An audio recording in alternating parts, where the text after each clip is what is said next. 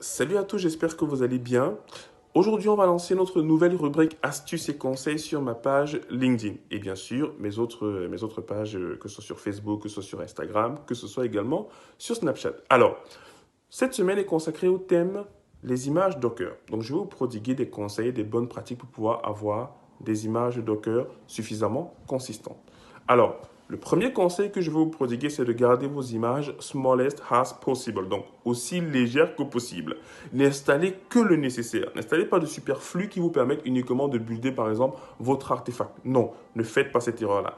Partez d'une image de base très petite et n'y installez que le nécessaire au fonctionnement opérationnel de votre application. Deuxième conseil, c'est de penser à la persistance des données. C'est-à-dire, lorsque vous concevez votre Dockerfile, n'hésitez pas à utiliser l'instruction volume qui permet de dire à Docker qu'il devra dynamiquement créer un volume pour tout ce qui sera mis effectivement dans le path, donc c'est-à-dire dans le chemin que vous allez préciser. Donc, concevoir déjà au niveau de la persistance des données. Troisième élément, pensez au CI/CD. Le CI/CD a de cela qu'il permet effectivement d'automatiser un certain nombre de tâches récurrentes qui vont vous permettre de facilement tester, donc faire par exemple vos tests d'intégration, vos tests de déploiement, vos tests unitaires et ainsi de suite. Donc pensez déjà cette partie CI/CD à la conception même de votre chaîne d'intégration continue. Si vous allez sur énormément de repositories de la communauté Docker, vous verrez en fait qu'ils ont déjà des pipelines qui sont là, que ce soit à l'aide de GitHub Action, de GitLab CI, ainsi de suite. Et dernier conseil que je vais vous prodiguer non des moindres, c'est de n'embarquer qu'un seul microservice dans votre image Docker. Je vois énormément de gens qui développent des microservices en y mettant plein d'applications, plein de services. Non. Pensez un peu comme Nginx.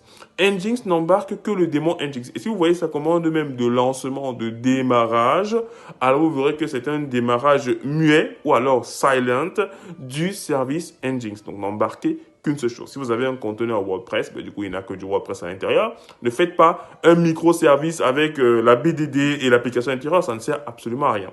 Donc voilà pour les 4 premiers conseils que je vous donne et je vous donne rendez-vous demain pour parler de nouvelles bonnes pratiques que je souhaite vous transmettre au travers de cette rubrique. N'hésitez pas à me laisser en commentaire ce que vous pensez de ce format d'échange dynamique, motivant, que je souhaite implémenter avec vous, avec votre aide. Donc, à demain pour une nouvelle vidéo.